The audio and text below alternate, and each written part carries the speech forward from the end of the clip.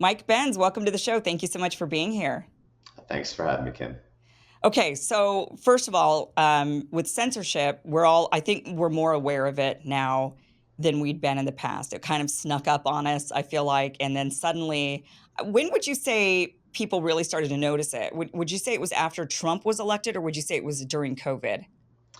I would say it was after Trump got elected was when there was the initial sensing and awareness that some giant tidal wave was forming.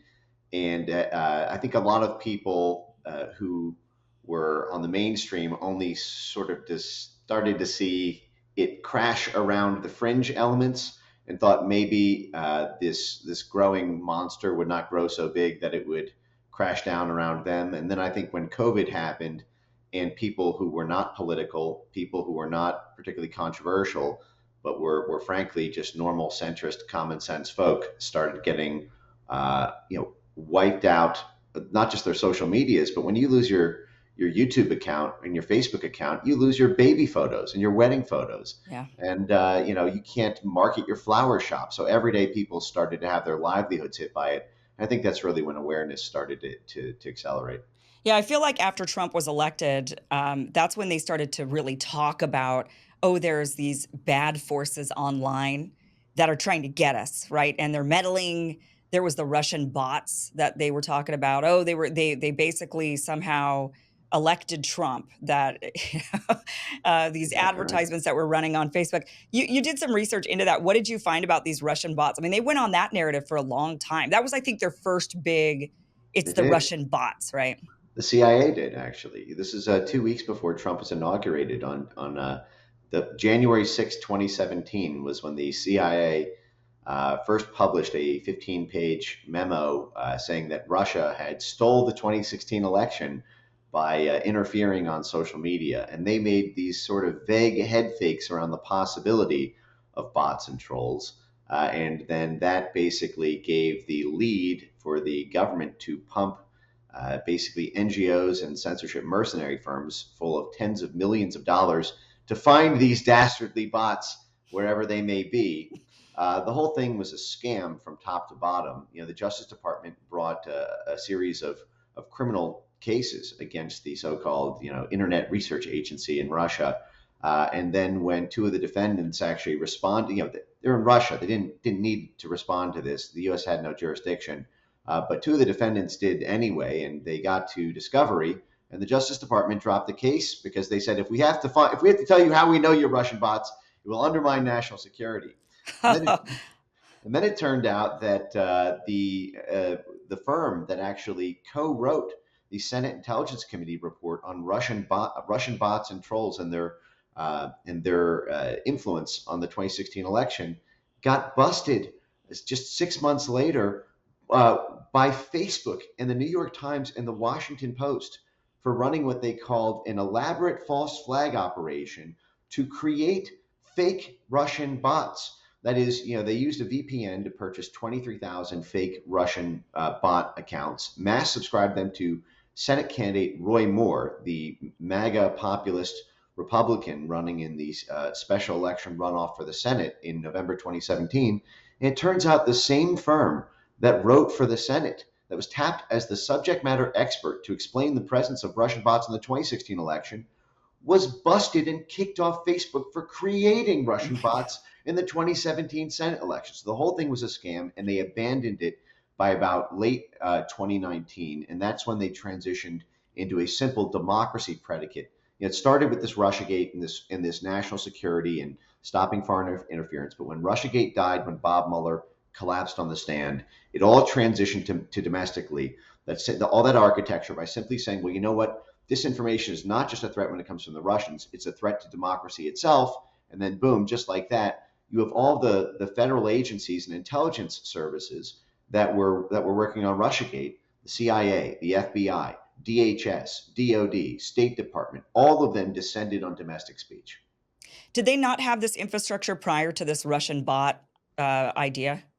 They had started creating it during the ISIS period. In 2014, when Obama wanted to put boots on the ground in Syria, there was a big media hysteria around ISIS recruiting homegrown terrorists on Facebook and Twitter. And it was at that point that the State Department created something called the Global Engagement Center to be able to have our instruments of statecraft work directly with the tech companies to censor propaganda online that might undermine national security. Now, that was run by a guy named Rick Stengel in 2014, and he was the former managing editor of Time magazine. He described himself as a not just a free speech absolutist, but he testified before Congress that his job as Undersecretary for Public Affairs and the head of the Global Engagement Center was to export the First Amendment around the globe. But then when Trump won the 2016 election, he penned an op-ed in the Washington Post and wrote a whole book on how the First Amendment actually has to be done away with because social media basically allows the wrong type of people to get elected. Can we just break this down for just a second on the even the merit of that? I think that I think most all of us don't like ISIS, right? Most all of us don't want ISIS to form in the United States and grow cells here. I mean, it's in the Middle East, and we don't want it to spread. So I understand the desire to prevent that from happening. Is there any evidence that censoring ISIS messaging? So if like who was ISIS potentially targeting, and what types of messages were they putting out online that needed to be censored? Well, the idea was they were recruiting young, impressionable people who were not able to really have a fully formed frontal cortex to be able to decide how their life was going to go. And, also a lot of these types who are often associated with folks who are not necessarily doing well in life or who are unsuccessful in various realms. Like, for example, it's a bit esoteric, but there was a sort of, I don't even know how to describe it, a group, a movement, a sort of niche community online called incels, Oh, right. which have been sort of associated with, by the Department of Homeland Security with sort of being terrorism adjacent, and there's a lot of weird stuff in that whole realm. But that type of community was said to have ISIS adjacencies. Certain right-wing populist parties, there were a lot of comparisons made between MAGA and ISIS by no less, by the way, than General Michael V. Hayden, four-star general, former head of the CIA and former head of the NSA. You had John Brennan, who compared libertarians to ISIS folks, basically from the eyes of politically motivated bad actors in the national security state. Anybody who opposes and is politically effective at opposing a national security state agenda can be framed essentially as being adjacent to an enemy of the state. Right. So, and we've seen that explode, right? We've seen them now kind of categorize a bunch of people as domestic terrorists, potentially enemies of the state. But back in 2014, when they were just saying that they were trying to target ISIS, and they were going after these incels, by the way, just so that the people that don't know, isn't that a group of men? What does the incel stand for? Isn't it something like?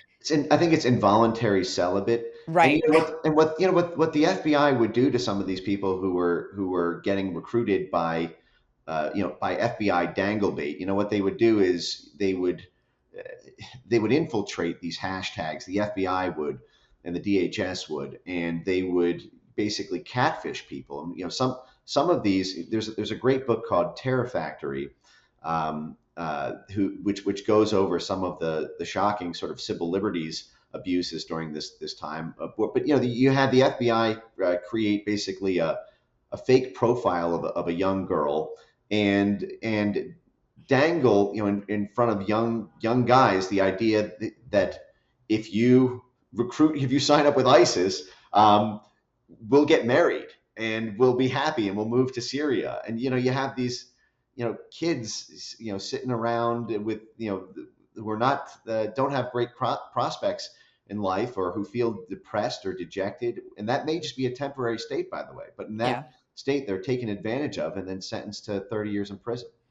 Right, which is kind of this is what they did often throughout the entire war on terror, not with online as much, but they were definitely entrapping people that were, we've got so much mounting evidence of them, of the government, just people that are mentally ill or people who aren't right. And then they would kind of bait them into these terrorist plots that they basically created the entire thing and said, show up here and here's the weapons, and oh no, now you're a terrorist, and now we're going to have to, we're cracking down. We're winning. We're actually doing something. We're That was stopping the terror, Whitmer plot. The right? main defendant in the Whitmer plot was living in the back of a used vacuum machine repair shop. And he was basically supplied with pipe bomb materials, and they built a whole Truman Show of federal informants and agents around his life. I mean, but that's the thing that I find most troubling about the ISIS story, though, Kim, is they developed a technology at that time which ended up being turned on Americans that I consider to be one of the most existential threats to Western civilization.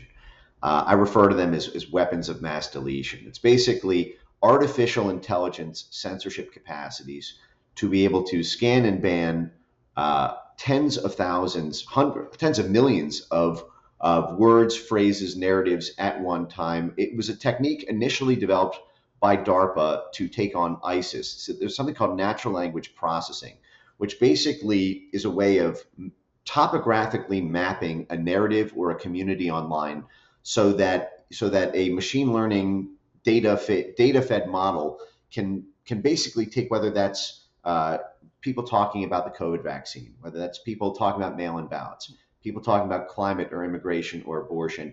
And it all started with ISIS, with this idea that ISIS recruiters online and ISIS propagandists online all use a common set of terms and a lexicon and a slang. They have a sort of proprietary set of hashtags and rallying cries. They have a certain dialect with prefixes and suffixes.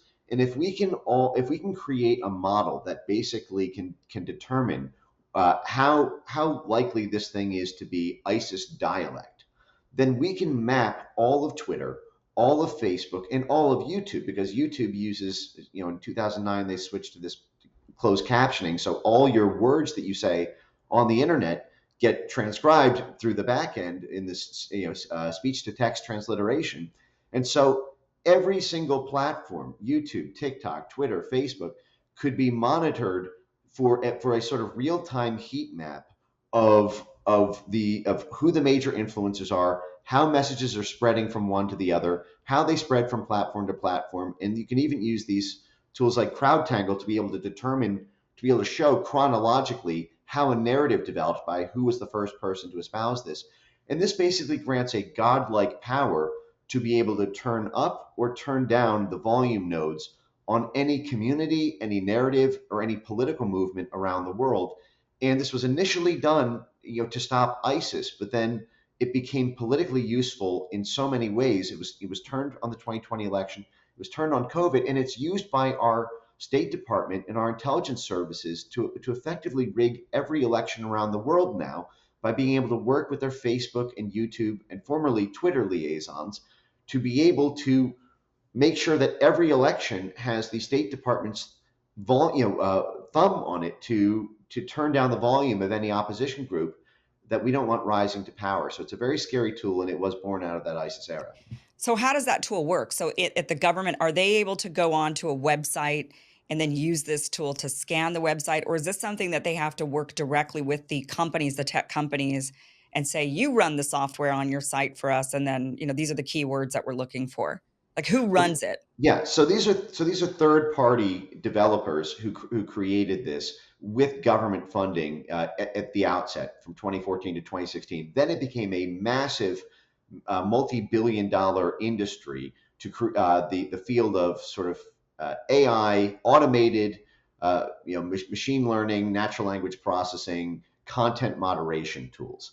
Now, some of this was required because after government laws in Europe required AI, automated content moderation tools to deal with hate speech, it became a captive market. That is, every major tech company had to purchase some form of AI censorship superweapon.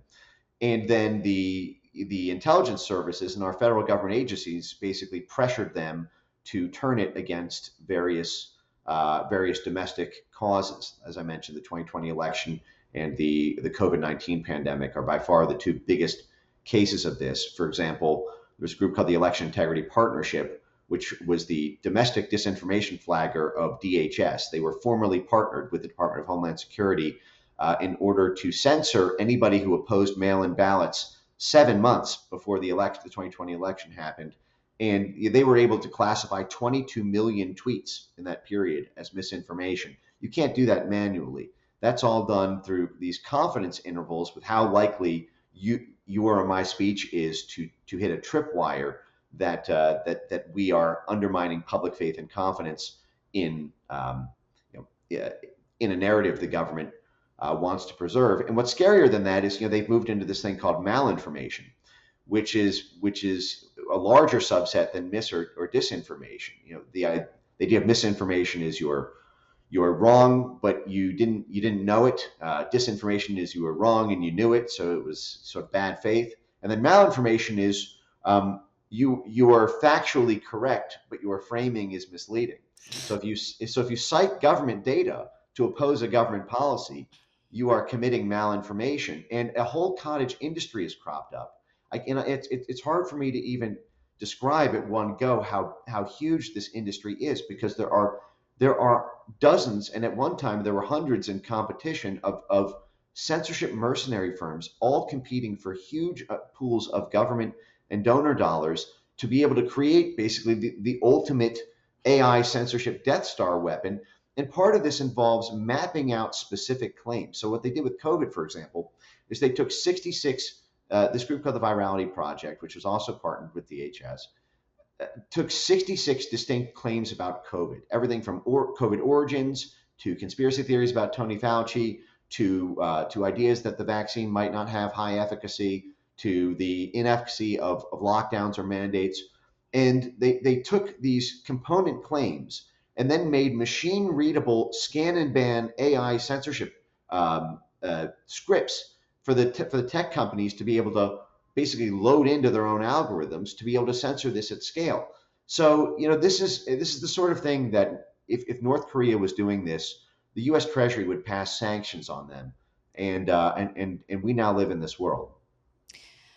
Does it so the government is funding, so there's this industry that's popped up. All of these different organizations are trying to get these government dollars. So these are like the new kind of military industrial complex contracts, right? You want to be the next Lockheed Martin. Exactly. You want to be the Raytheon, right? So they're developing these products, these tech, and then the government funds it. But what makes these social media platforms have to use it? I mean, you've got Elon Musk, who's like, I don't think I want to do this, right? Versus Mark Zuckerberg, who seems to be more willing. Like, how are they then getting these social media companies to actually then adhere to it? Yep. So there's three ways. So the first is by government mandate. Now, in the U.S., there is not a federal government mandate, although they are trying. They're working at that from various angles. Although it's got a very high hurdle to clear. But much of like the the U.S. First Amendment, is that the hurdle?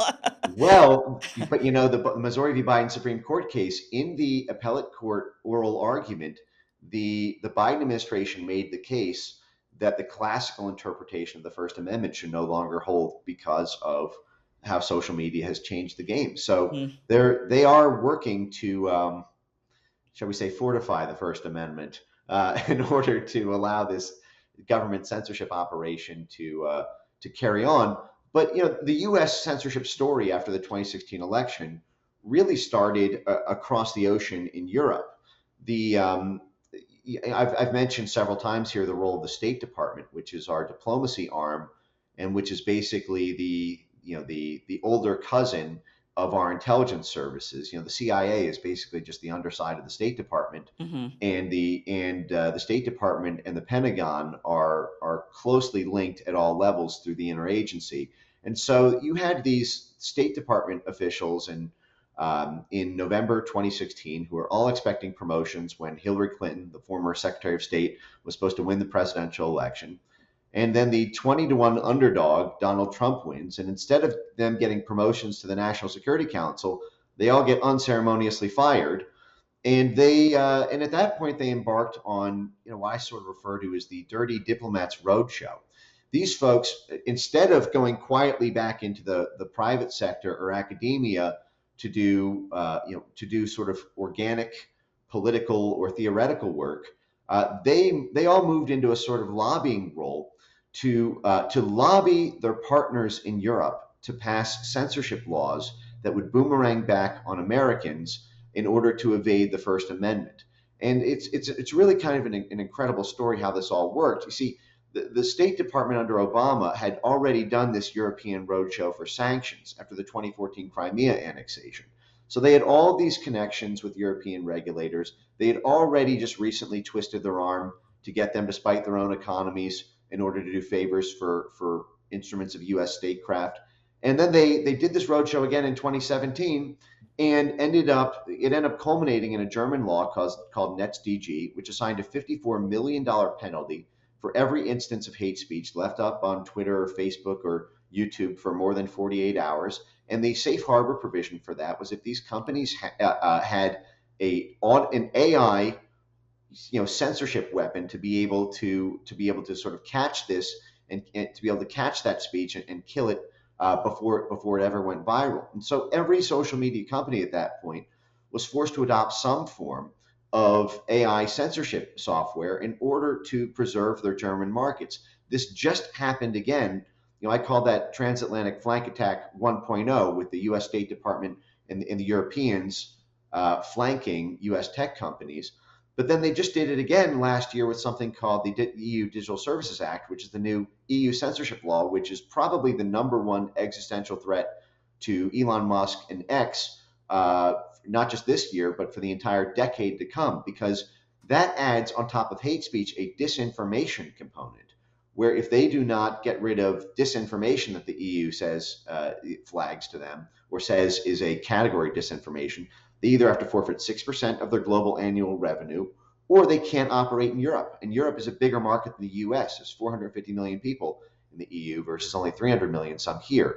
And so they force it by government mandate. Another thing is by government pressure.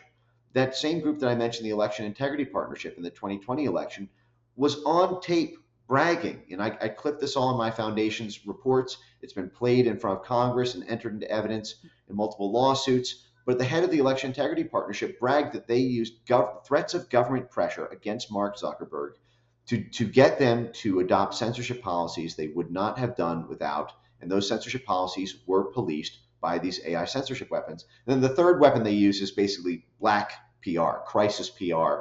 They induce essentially hit piece news cycles and try to get advertiser boycotts to flee on the basis of bad press unless best practices are adopted in the content moderation space, and that includes automated censorship. I hadn't really thought about the European stuff until you just bring it up like this. I mean, this is frightening. I mean, the most of us Americans think, I think most Americans are not paying attention to what's going on in Europe or in other countries because they're thinking, well, it's okay, that's them. It doesn't really affect us. But actually, that's very clever of the United States government, right? It's very clever to go and pressure Europe and say, kind of under the table, pressure Europe and say, we want you don't have the First Amendment. That's an American thing. So you're Oh, able to censor your citizens. And so if you enact censorship laws, it of course will bleed over because what's Twitter going to do? Carve outs for Americans versus Europeans. I mean, they can't censor Americans, but they could kind of they can. I mean, it could be just part of their community standards, right? It's not the government doing it. Kim, it's amazing because what you just said is I have all of these people on tape saying it just the way you said it. That we have a first. You have these folks like Ambassador Dan Fried, 40 years in the State Department, board member on the CIA's preeminent cutout, the National Endowment for Democracy, who had served something like 6 or 7 presidents, but then was part of this Trump will end democracy cabal. He goes in February 2017. He leaves 40 years of high-ranking diplomacy. He was also the head sanctions coordinator for the Obama administration when they were taking on Russia after the Crimea annexation. So this is heavyweight of heavyweights of U.S. statecraft. Goes over to in February 2017, just 1 month into Trump's term, goes over to the Atlantic Council. The Atlantic Council is NATO's. They call themselves NATO's think tank, but it's essentially NATO's political and clandestine civil society coordinating arm. When NATO priorities need political action domestically within NATO countries. The Atlantic Council is basically deployed to effectuate that by herding all of the cats across media, across government, across banking, across the Chamber of Commerce role, so that everybody, so they create this whole of society, they call it. But Dan Fried then went over to the Atlantic Council, which has 7 CIA directors on its board, gets annual funding from the Pentagon, the State Department, and the National Endowment for Democracy, which had a formal partnership agreement, by the way, with Burisma to kick energy deals to Burisma, as NATO was propping them up as an instrument against Russia's Gazprom. And so Dan Fried then organizes this world tour of disinformation conferences in Europe, and he says exactly what you just said. We have a First Amendment here, which prohibits us from being able to take direct action. But you guys, if you move first, we can create leverage. We can force them to adopt norms and standards. Their compliance with Europe will basically force compliance here in the U.S. And if we work together, we're bigger than them. I know it looks like they have this free speech culture, but we can break that. And then they worked about systematically breaking that. And the reason the Europe story is so important here is because really this comes down to NATO. I mean, what you see here upstream of the so many of the purely domestic appearing aspects of the censorship industry is the blob, the Ben Rhodes Obama deputy NSA national security advisor term for our foreign policy establishment, which is the Pentagon, the State Department, and our intelligence services. And the sort of top of that is our Western military alliance in NATO, and NATO began to be very freaked out after Brexit in 2016 and after the 2016 Trump election by what they saw as a budding domino effect in Europe, that Brexit was going to give rise to Frexit in France if Marine Le Pen beat Macron, to Italexit in Italy if Matteo Salvini won, to Spexit in Spain if the Vox Party won, to Grexit in Germany if the Alternative for Deutschland Party won. And so NATO switched from a doctrine that they literally called it from tanks to tweets, which said that we now need to think of war as being a hybrid of the kinetic and the political, because the biggest threat we face is not tanks, but actually tweets, and tweets that get populist parties elected to government who are NATO critical or who are EU skeptic. Because if the EU comes undone, NATO comes undone, because NATO is the military arm of the EU, and the EU is the commercial arm of NATO. And without NATO, there's no enforcement arm for the IMF or the World Bank. And so they see the whole. This is why they refer to it as the rules-based international order collapsing if people are allowed to become popular enough on Twitter.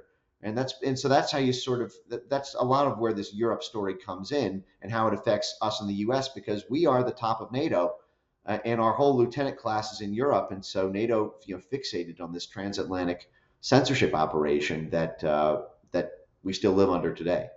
And it's so hypocritical of them, because I remember when China is a difficult market to get into with social media, because they do a lot of censorship, and a lot of these companies, American-based companies, have a culture of free speech because they're American. And I remember distinctly back in, maybe it was like 2010, 2011, when Mark Zuckerberg took a trip over to China, and he was trying to get into the Chinese market. He was trying to get Facebook into the Chinese market.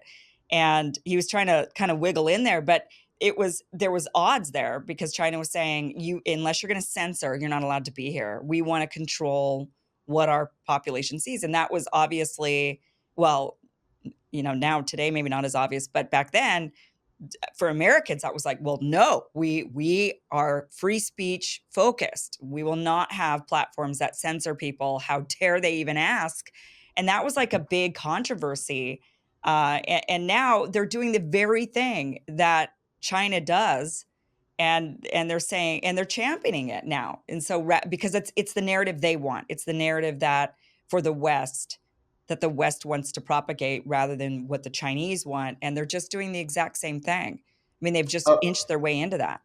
That's amazing. You're totally right. Yeah. So China adopted what they call the Great Firewall, which is sort of play on the Great Wall, which is to keep out, instead of sort of Mongol hordes, descending on them in a military sense, sort of Western influence descending on their Right. internet.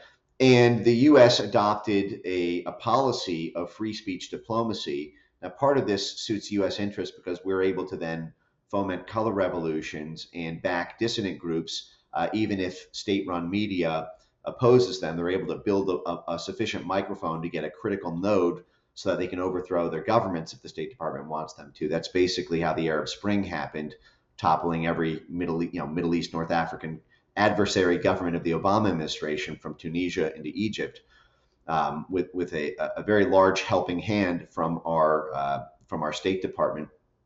But essentially, yeah, what you just said about China is what they say. Actually, you can look up an article by Jack Goldschmidt, a Harvard law professor in the Atlantic, who just 2 years ago published a piece saying in the battle for battle for management of the internet, China was largely right and America was largely wrong, arguing that that COVID had basically proven China's censorship style to be correct in the end. And he basically says, yeah, we doubted them for a long time. We sort of said it was a humanitarian abuse, but hey, now we actually see the logic of controlling your citizen speech on the internet. And that's a Harvard law professor. And not only that, the Council on Foreign Relations, which is one of these sort of apex predators in the think tank and revolving door space for CIA, Pentagon, and State Department officials, sort of going into that murky gray area between policy and the private sector. The Council on Foreign Relations played an instrumental role in the cultivation of our internet free speech diplomacy model.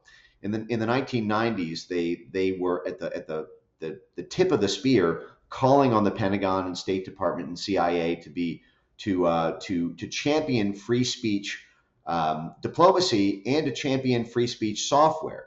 The VPNs, virtual private networks, Tor, end-to-end encrypted chat. All of these were government-funded DARPA projects, so that our own military and government could provide communication support to dissident groups in Iran and around the world to use this new internet to be able to build up their blogs and forums even long before social media.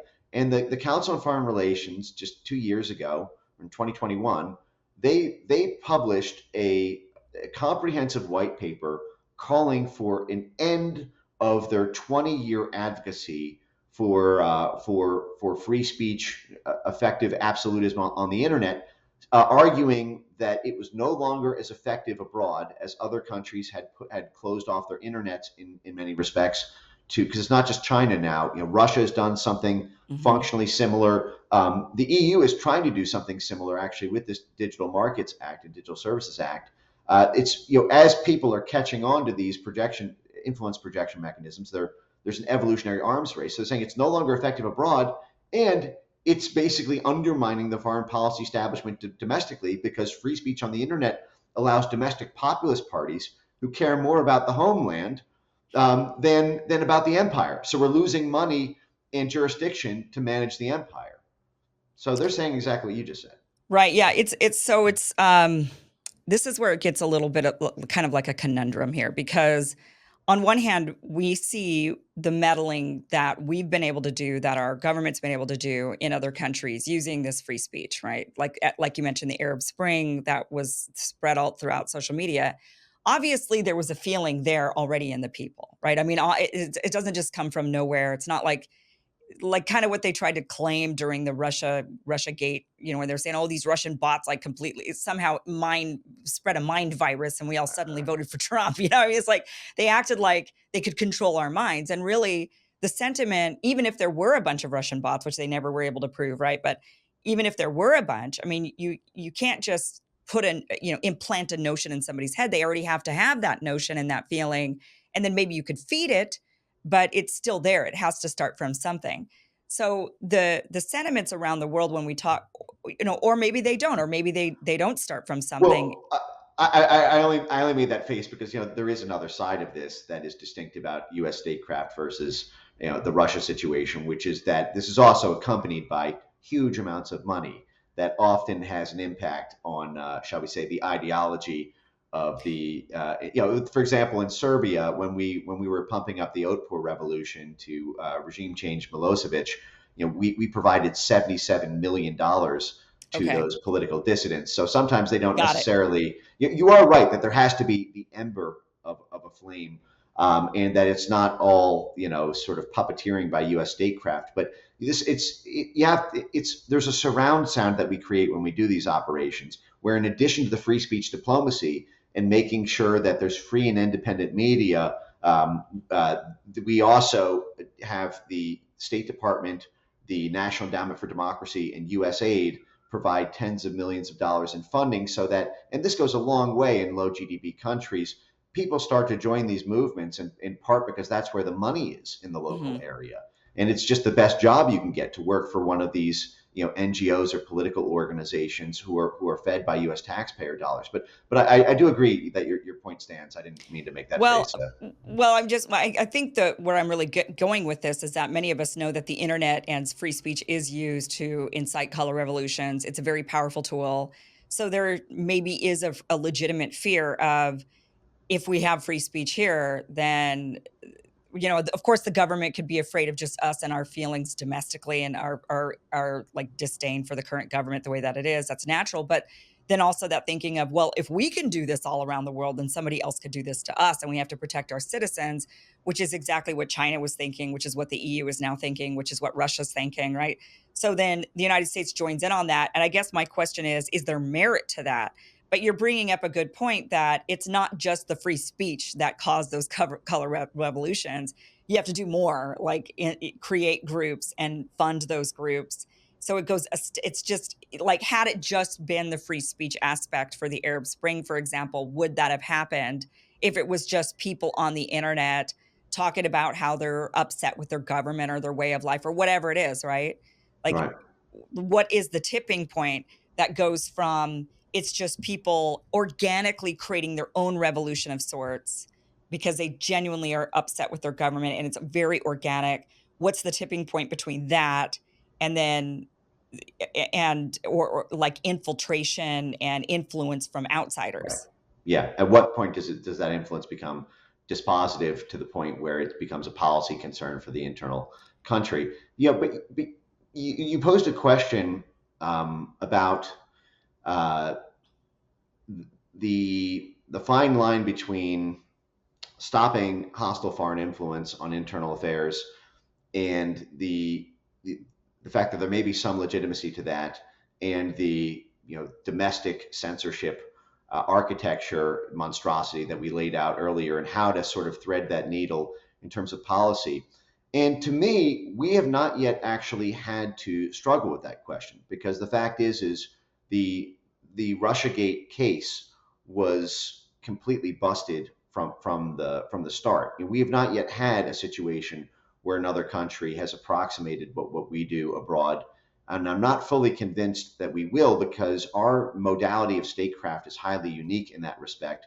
But what I will say is, um, if something is truly an edge case, I could see there being a national security or national interest reason to at least monitor such activities, and if they can be purely traced through digital forensics to be a purely hostile foreign influence operation, that's one thing. But the Yeah. fact is that is the little crack that they use to stick the crowbar of the FBI and the CIA and the DoD and the DOJ and the DHS, and then hundreds or thousands of NGOs and government funded censorship mercenary firms to then descend like a locust swarm on fair play US domestic speech. Because part of this involves the fact that if you say that something, that take the Russia situation, okay?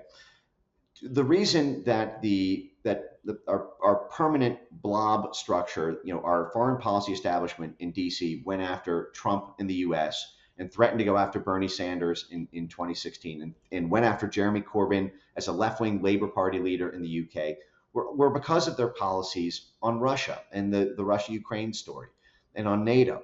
And there was this idea, we had this maximum pressure campaign on Russia, and if Trump basically restored normal relations with them, that would undermine a lot of ongoing uh, national security and foreign policy establishment operations in the area. And so once you say that voting for Trump helps Russia, and Russia is one of our nation state enemies, well then any political movement where people democratically by majority vote decide that they want normal relations with a foreign country is now attacked like a virus by the immune system of permanent Washington to be able to stamp out using these exact tactics. And so that means that American people don't actually get to set their own foreign policy. Right. They don't actually get to set their own national security policy. We don't get to vote on it. It's these permanent institutions and their donors and drafters who determine the personnel and policy there. So it basically supersedes the entire idea of democracy itself once you say that somebody who supports a foreign policy that might have some benefit for a foreign country we don't like. Not that it's done to benefit them, but it benefits us a lot. It benefits them a little. But I mean, this is the story with the energy market, by the way, in Europe right now. This is the reason that NATO and the State Department pushed so hard to kill the Nord Stream 2 pipeline, and before the Nord Stream 2 pipeline, to force all of Europe to buy expensive U.S. and London LNG instead of they went through this 20-year energy diversification program at the gunpoint of the U.S. State Department in the first place. And this was because if Germany had normal energy relations with Russia, then Russia would financially benefit through the state-owned company Gazprom. But for Germans, that meant having energy prices that were 4 or 5 times less expensive than the alternative. I mean, their working class is being crushed. Their industrial sector is being crushed because of this. And if they try to stop it, then the CIA and NATO will descend on them, like a locust swarm. Yeah. And it really does. It really, I think, does come down to just foreign governments we don't like. I mean, there's plenty of governments that we like, and we turn a complete blind eye to the influence. But that's why they don't want to crack down on the influence of foreign governments and foreign actors. They want to just focus on the speech that they don't like, because if they have a blanket policy that affects all governments, because I would say that the United States government is heavily influenced by the UK and Israel. I think those two countries have really carte blanche to kind of say and do what they want in our foreign policy, in our lobbying, and we don't seem to care at all. UK, we've been embedded with the Brits since the beginning of time. Yeah, we did have our war, and then we kind of made up, and they've had a disproportionate amount of influence in our government for a very long time. And then so has Israel since the last 75 years or maybe a little less than that. No, probably since its existence, I would think, because of just the wealthy donors that helped with that nation. But we turn a blind eye to that entirely rather than saying, I'm sure, and then there are others. I mean, I just think those two are the strongest in this country. Right. And you see with the Biden administration, you see Qatar, Right. and then you see China. I mean, the fact that Hunter Biden was personally partnered with CEFC China Energy, which was run by the head of Chinese intelligence, and that Hunter Biden was brokering deals for China to purchase U.S. LNG ports in Louisiana, and that Hunter Biden was kicking money up to Joe Biden while he was the head of the Senate Foreign Relations Committee, while he was sitting on the board of Burisma, and Burisma's entire business model depended on the U.S. taxpayer battering ram to take back the shale reserves in Eastern Europe, where they had the rights to. And the fact that the Atlantic Council was formerly partnered with Burisma, and the Atlantic Council is 7 CIA jobs. The people in charge of our foreign policy, their livelihoods depend on that corruption. And I mean, we just saw this Bob Menendez with this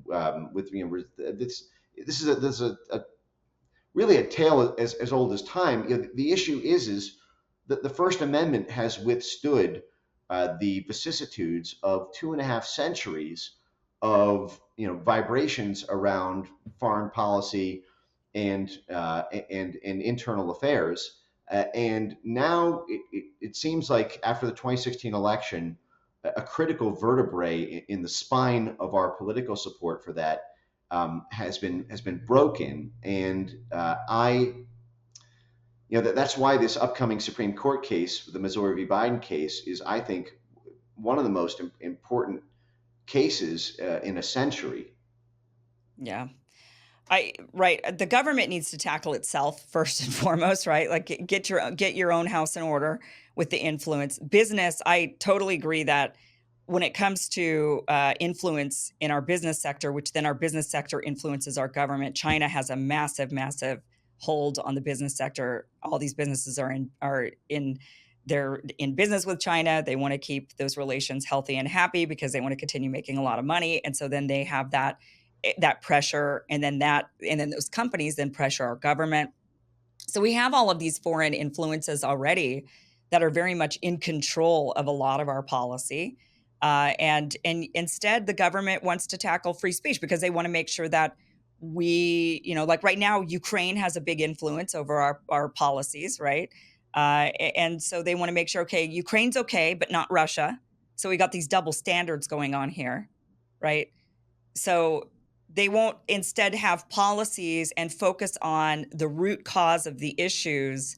They instead want to just brainwash us and censor our speech and guide us in the direction that they want us to go. Right. I mean, I always come back to the fact that the censorship industry at the top level is not about Republican versus Democrat. It's not about liberal versus conservative. It's about the foreign policy establishment versus domestic populism. They, what you just said about the Ukraine situation is currently one of the existential battles playing out in the budget fight, which Mm-hmm. is that the rise of these MAGA, right-wing populist coalitions through the Freedom Caucus and Mike Johnson's speakership and Jim Jordan and Dan Bishop and Thomas Massey and all these folks, the rise of this sort of critical component making up almost half of the GOP now in Congress that does not approve of foreign spending on this of U.S. taxpayer spending on this foreign war is existential to the execution of the policy itself in Ukraine. We spent $200 billion on this war already, and we're probably going to go into negotiations soon because we're losing. But we're going to need to keep the military spending high in order to have a leverage in those negotiations. And if the wrong people get elected, then in the eyes of the national security state and the blob, then that kills the entire policy, the ability to carry it all out. All these super fragile operations all go bust. And so they need to they need to stop the rise of populist parties. They need to stop the rise of parties who care more about the homeland than the empire. Yeah. And it's not just a political thing. They did this to Jeremy Corbyn in the UK because of his position on NATO. They tried to do it to Bernie Sanders in 2016 because he wanted less money for NATO and foreign intervention so that they could have left-wing universal health care and free education. But that would take money away from the blob too. So the problem is they're trying to make it so we can't elect our way out of their hegemony over management of our empire. Yeah, so instead, we pay the price. You have to suffer. No speech for you, right? We have to censor you. Your ideas are dangerous. We don't want to hear from you. Because really all the money is foreign. I mean, like you mentioned, the United States is how many people? 330 million people. There's billions of people on the planet. That's where all the money is. And so they have to continue to make that money in a variety of different ways, be it energy, be it war, be it business deals, right, around the world. And they want to keep those going while Americans sit here and say, yeah, but what about us? And they say, yeah, but what about you? We've got money to make. And the money to make is all overseas. And so, because that's where all the people are, we're just a blip comparatively, population wise. That's exactly it. And I think there was a time in the 20th century when our management of the empire did have some synchronicity with the welfare of the people, the citizens of the homeland, in the sense that our chamber of commerce, all of our multinational blue chip companies, they depend exactly as you said, not just for the energy deals and for the 7 billion strong market, but even for things like our critical supply lines. I mean, everything from our oil and gas to our lithium and our cobalt, our rare earth minerals, to mean, to our sugar, to agriculture. I mean, so much of this depends on plots of dirt that are in the empire rather than in the homeland.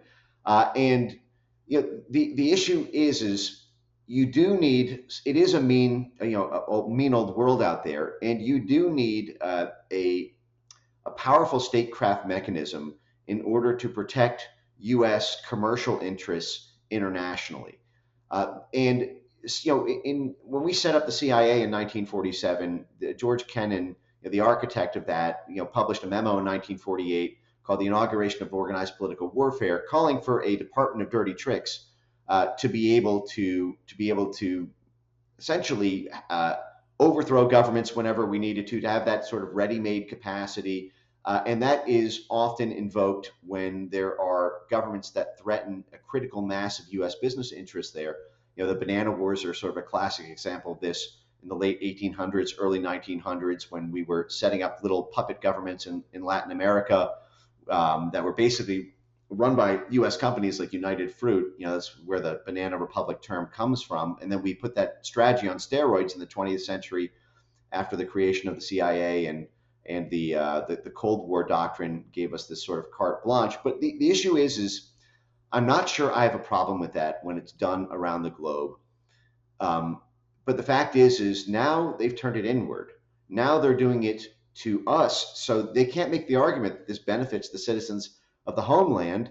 They're treating us just like the citizens of any old country whose government they want to topple. And the other part is when we do favors for the Chamber of Commerce, when we overthrow a government or we pipe in hundreds of millions of dollars to their civil society to sort of rig their political economy, oftentimes that no longer benefits the U.S. We have moved our manufacturing base out of the country. We have moved a substantial amount of our labor pool out of the country. And so, when it used to be the case that when we made the world an international market for big steel companies or big products and service companies in the U.S., that would be U.S. workers who are benefiting. That would be, that would allow them to buy a home. That would give them a pension. It would make them employed, and it would build up regionally, the heartland of our country. But that's now been carved out into a rust belt, and there seems to be no plan to build that back up. It's all been permanently exported, and countries that are rising right now, like China, are doing in the 21st century with their own domestic manufacturing miracle what we used to do. So the line has been broken. That umbilical cord that used to connect domestic interest to our management of the foreign empire. So now it just kind of feels like an occupation, frankly. Right. It's all about money. I mean, that's what it seems to just all of this boils down to money. And there's different ways people make money on different types of industries. So it just kind of, like I said, that there's the war machine, right? And there's a ton of money in that. Then there's business, and there's a variety of there's energy. There's a variety of different ways that this money is made, but it's all made offshore because it's just more people, more land, greater population outside of America. I mean, it's just really, I feel like if we could all, if people could wake up to the fact that we are basically in a kingdom again, that we're essentially living under monarchs, that they're just new kings have been crowned, and that these are these big, huge businesses that are, it's just when you go back to that era with kingdoms and dukes and right, that it was about money. They had land, they had agriculture, that they were protecting their interests. And so they would keep people down, and and you couldn't speak ill of the king. If you did, you might be beheaded or something. And they've basically figured out a new way to create kings. It's just now it's rather than, how were kings crowned back then to begin with? It's not like people are born, yes, of course there's a lineage, but not really. I mean, you have to say one day, I'm a king, and now these are my people, and this is my kingdom, and I'm in charge here. And it's now the same thing. It's just that this is done with the king makers are now the ones who make all the money, and they want to protect that money. They want to protect their fiefdoms. And so it's the same tactics. We just have switched out the names.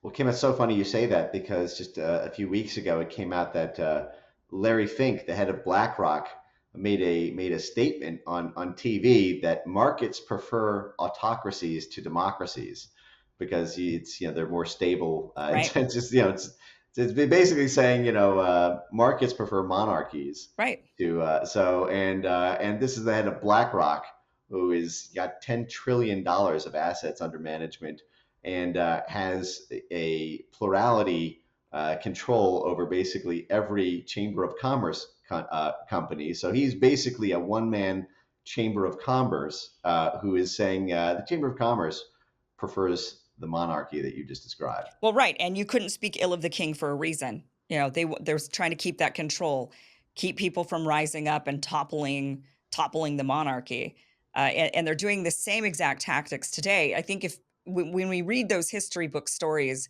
we look back and we say that was wrong, right? These we don't want to live like this. Yet we are living it like that. We've just swapped out the names and the players a bit, so it's not as recognizable, but it is really truly the exact same thing. I mean, we are the peasants that are being told what we can and cannot say by the government, because by the kings, because they don't want us to infringe on their money making and their wealth and the power that they hold. But if you read the history books, those don't last. People do eventually rise up, and they do Right. eventually topple the king. It's just a matter of time when they wake up and they realize this isn't actually for my benefit. I mean, for many, many decades and hundreds of years, centuries, people living under those types of monarchs would think, well, this is for our own good. Our king protects us. This is how this is good for us. This is how society is. And they don't know any different. And so they would just go along with that. But eventually people stop going along with it when they realize this isn't really for my benefit. And we just haven't hit that point yet, because it's, like I said, it's not as recognizable, right? Because it's different. It's the Mark Zuckerberg. Right. And then they've got control over our government, who clearly isn't really in charge. I mean, the government is completely bought off by all of these various different interests. So, I mean, we have to wake up to this so that we can then topple it in a way, peacefully. But nonetheless, when we but they don't want us to wake up to it, and that's why they're censoring us. I think the Yeah. big question then is, what can we even do about this? The tricky thing is the European stuff. That to me is highly alarming, because most governments around the world do not have First Amendment rights.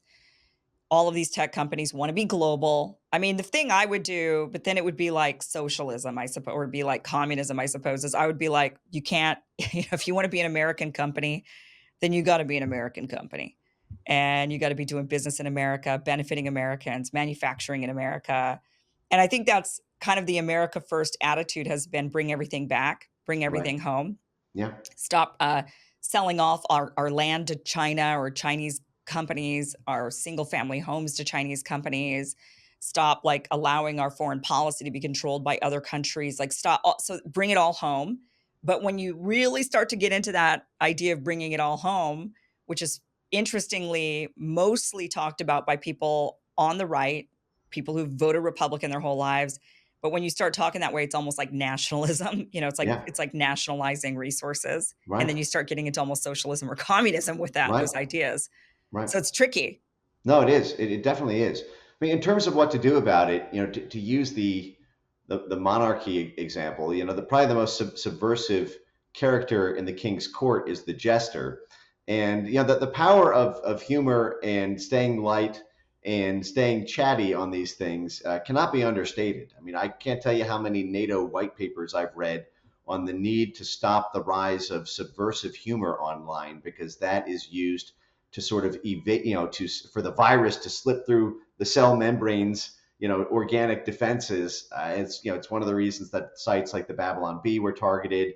And That's why you got to silence Joe Rogan, that comedian. yeah, yeah, and um, even the intelligence agencies are aware of this. There was a UK Foreign Office created NATO-backed clandestine black ops operation called the Integrity Initiative from 2015 to 2018, which created all these influence cluster cells within NATO countries, aggregating their journalists and their government officials and regulators and business folks, and to create one of the very first uh, transatlantic censorship operations across NATO. This was right after the Crimea annexation in 2014, when they declared the tanks to tweets doctrine, and they set up these cells to basically enforce this.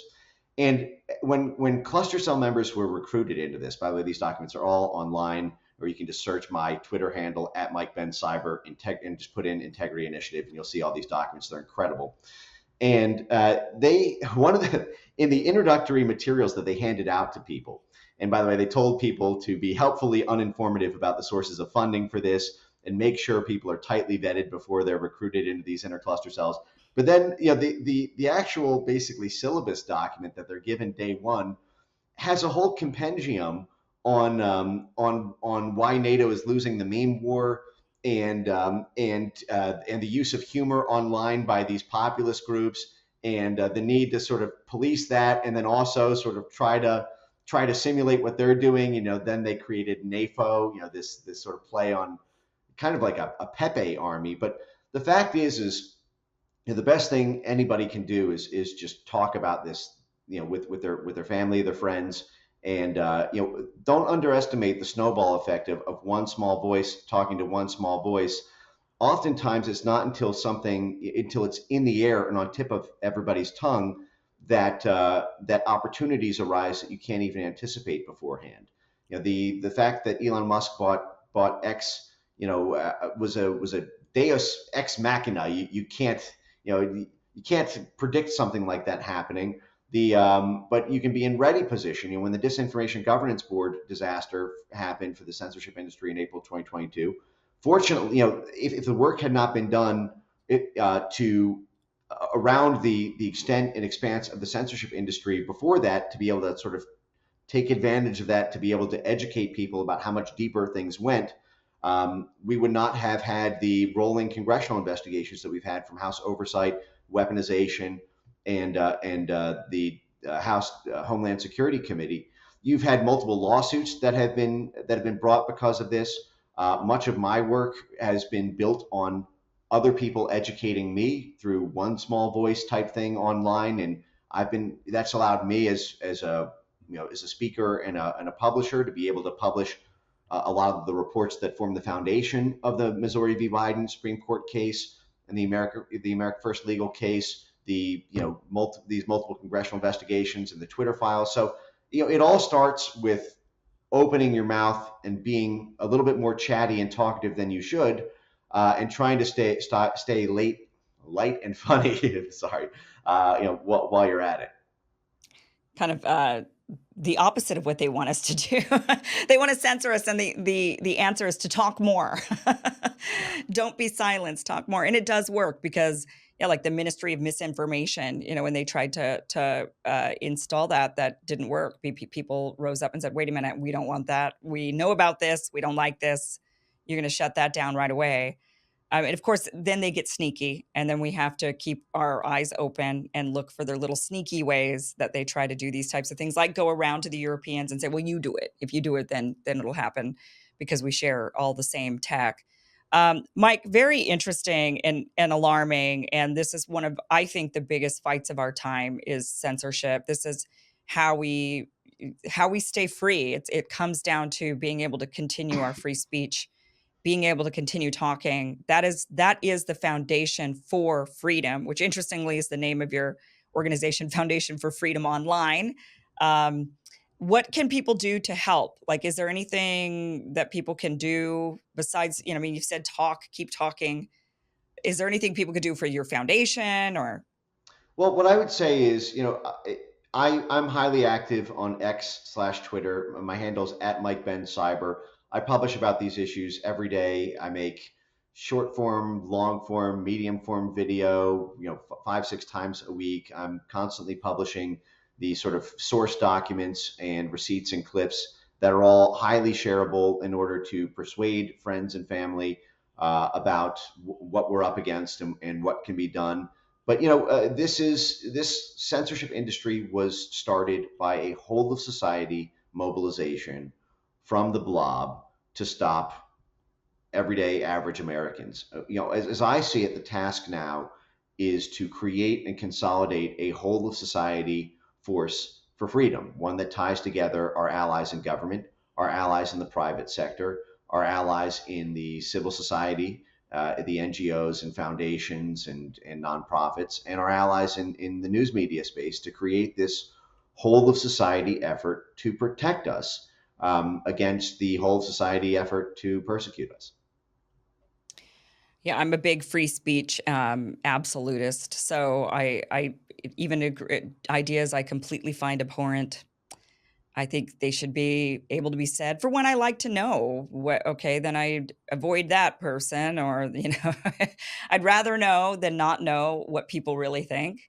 I think that the way to combat bad ideas is continuing to talk about good ideas, right? I'm a real strong believer in that, and I would like to live. I would like to continue to live in a society that also values that.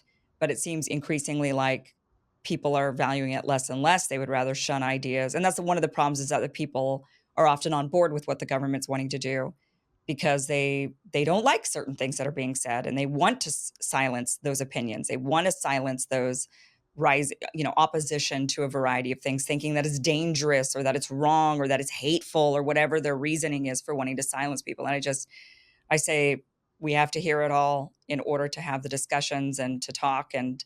But yeah, I think this is the biggest fight of our time right now Me too. is the ability to speak freely. So thank you so much, Mike, for being here and educating us more on this. I learned a lot, really just even from the beginning of, well, they started with ISIS. And of course, they start with the one thing everybody agrees on, Exactly. because Exactly. nobody wants ISIS in the United Right. States. Nobody. Yeah. And then it just morphs and morphs and morphs into this. And then they're targeting all of us. And so it's really important that we stay informed. And thank you for the work that you're doing, Mike. So thank you for being here. Well, thank you, Kim. Thanks for your work and for this conversation.